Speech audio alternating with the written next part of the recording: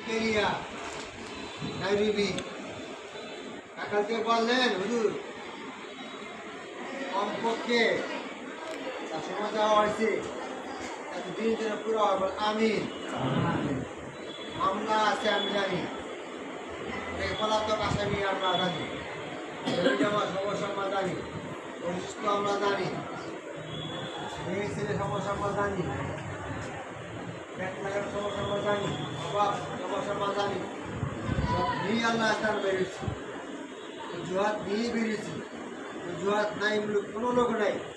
ডান হাত বাম হাত জুহাত জুহাত যে নাই কারো লোক দেওয়া নেই মিলে করছি আমারও সমস্যা আছে সমস্যা ছাড়া কেউ নেই সমস্যা দেখাইয়া চিন্তা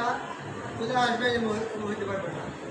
যদি চলে আসেন তখনই বলে আমি যাইতাম না আলহামদুলিল্লাহ আপনি যাইবেন চলে আসবেন